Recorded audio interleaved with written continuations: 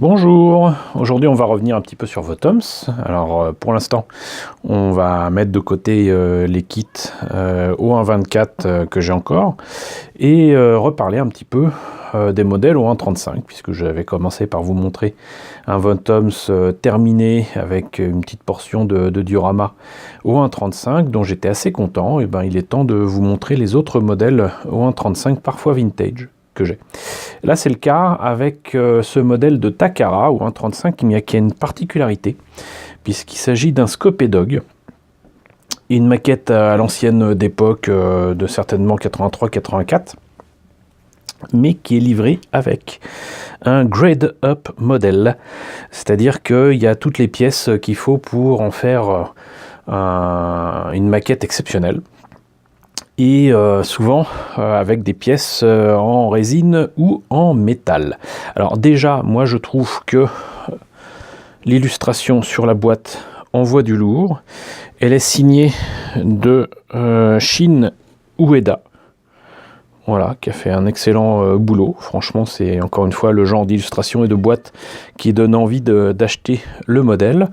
Et même la boîte est assez sympathique puisque ce Scopedog, et ben là vous voyez que sur le côté de la boîte, on a l'impression de voir les plaques d'armure de ce Armored Trooper. On voit donc du métal, on voit les boulons, les rivets plutôt, voilà, de ce modèle O135. Il était vendu quand même, il n'était pas donné, hein, il était à 8000 yens.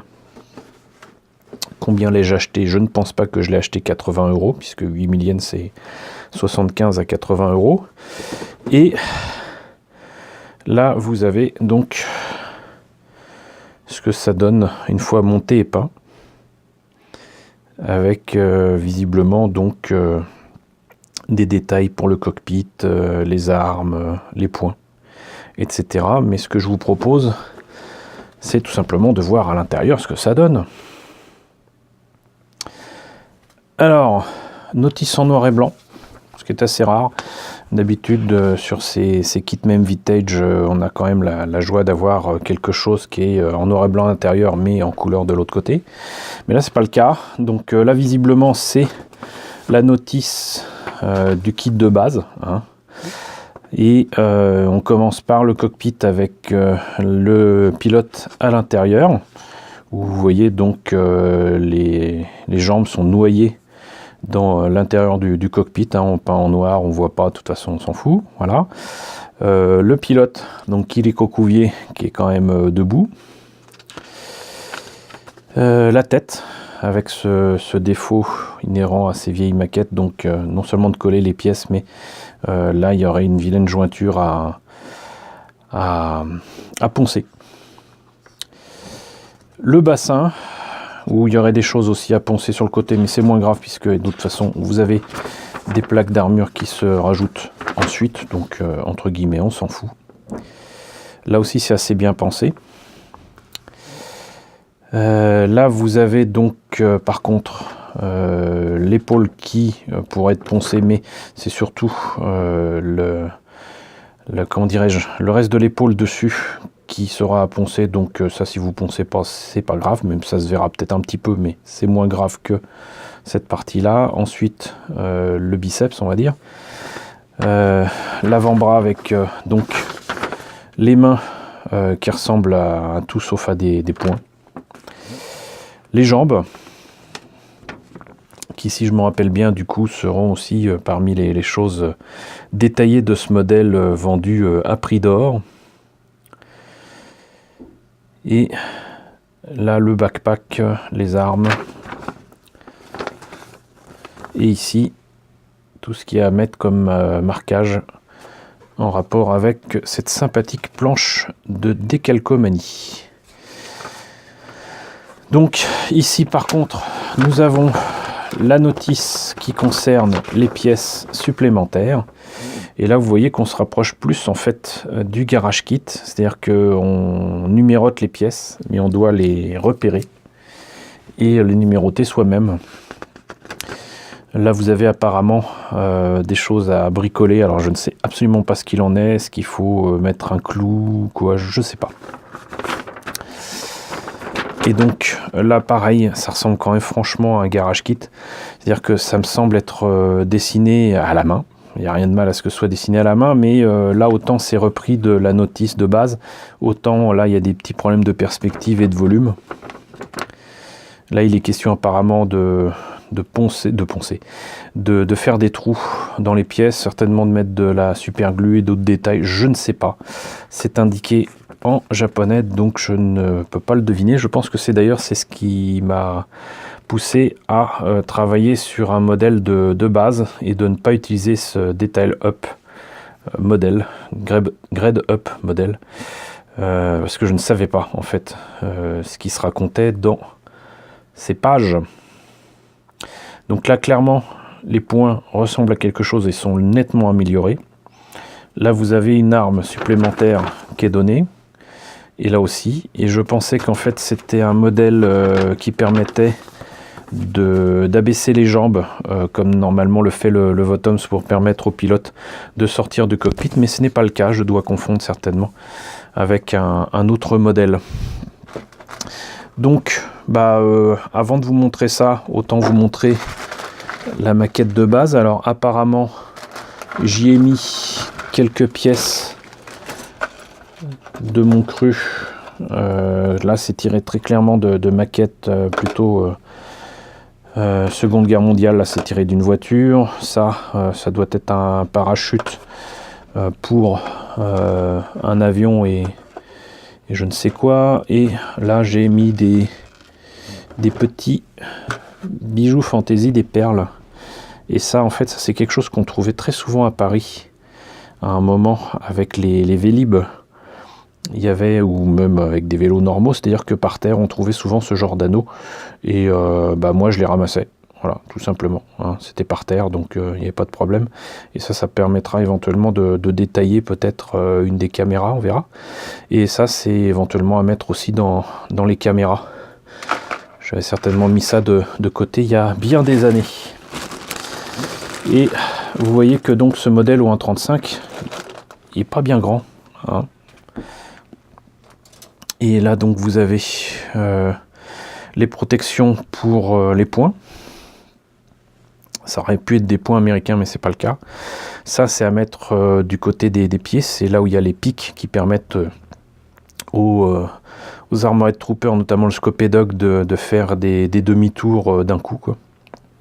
Ça c'est un des chargeurs des armes. Ici donc visiblement j'ai enlevé les pièces qui serviront à rien parce qu'il y a le Grade Up modèle et certainement des pièces qui m'ont servi à faire une partie du diorama que je vous ai déjà présenté. Donc là on voit bien que la tête est toute petite. Ça c'est une partie du cockpit. Vous voyez donc le personnage au 1.35 tient là-dedans, quoi. Hein, c'est pas énorme. Voilà, mais les détails y sont. Il y a les petits anneaux pour accrocher ou quoi. Et ici donc on voit justement Kiriko Cuvier au 1.35 et vous voyez dans ma main que c'est pas bien grand mais c'est du 1.35, c'est normal. Voilà, le backpack, les cuisses, ça c'est pour ça aussi que j'ai mis le truc de bagnole avec, puisque ça c'est quelque chose qu'on peut mettre sur le backpack, c'est certainement une tente ou quoi, un machin Décathlon. Les pieds, les jambes, là c'est clairement quelque chose que je pourrais améliorer en perçant ici, là-dedans, et en limant les différents éléments ici, et derrière mettre des grilles, ça pourra singulièrement améliorer les choses.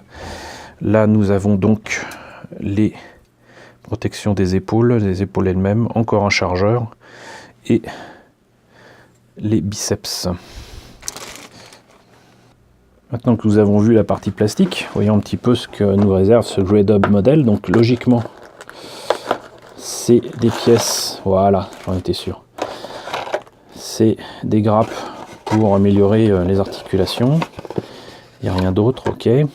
Donc ça, c'est des choses qui étaient proposées par la société Techt, dont je vous ai déjà parlé, mais pas pour Votoms, mais pour Macross. Et Techt apparemment proposait donc des polycaps on va dire génériques qui permettent apparemment de singulièrement améliorer les articulations des vieux kits. Et là, vous aviez 2 grappes livrées avec, et peut-être Estect du coup aussi qui a livré ces pièces-là. Et alors c'est assez amusant parce que je m'en rappelais pas. Bon, bah, alors déjà, c'est en train de saloper ma magnifique moquette bleue avec tous les petits morceaux de résine. Mais là, je viens de voir quelque chose qui m'horrifie. Vous avez vu que donc il n'y avait pas les jambes dans le cockpit. Et là, ça y est, mais du coup, c'est des jambes de nain. Hein. Très clairement, c'est pas du tout à l'échelle 1,35. Ça lui fait des grosses cuisses et des tout petits pieds. Mais je pense qu'en fait, c'est pour qu'on voit ça quand on ouvre le cockpit, qu'on puisse voir au moins les jambes. Et donc c'est en perspective forcée, mais c'est assez étonnant. Donc là, nous avons des pièces, des avant-bras qui sont largement améliorés avec justement l'ouverture pour les douilles, puisqu'en fait les avant-bras des Votoms servent à percer le blindage des mechas ennemis. Voilà, je parlais des mains qui, enfin, les poings ressemblent à quelque chose. C'était vraiment le gros défaut des maquettes des années 80, c'était les poings, ils ressemblaient à rien, et fallait les refaire. Mais voilà, donc là il n'y a pas à les refaire puisque c'est déjà fait, et donc vous avez des poings fermés, des poings qu'on peut ouvrir pour certainement tenir les armes. Et là, vous avez donc le détaillage très certainement de l'intérieur du cockpit. Ici, une partie des pièces pour les armes supplémentaires. Là, on voit justement une de ces armes avec je ne sais quoi en plus là. Ici, donc, très certainement justement le reste du cockpit. Voilà, pour mettre le pilote dedans. Là, un déchargeur, bah, du coup, complet, hein, parce que les chargeurs en plastique, ils étaient creux. Là, nous avons les protections pour les mains. J'aurais pu les sortir de la grappe, donc du coup. Là, je ne sais pas trop ce que c'est. Là non plus. Et ça, c'est pour la tête, avec la caméra. Donc je ne sais pas en quoi c'est mieux, mais voilà. Sinon là, les petites... D'ailleurs, le scotch est tellement vieux qu'il ne tient plus. Ça arrive souvent, ça, méfiez-vous de ça. Et vous avez un petit fil en métal livré avec, certainement pour remplacer les antennes. Alors sachez que ça, vous pouvez le faire tout seul, comme des grands, sans problème.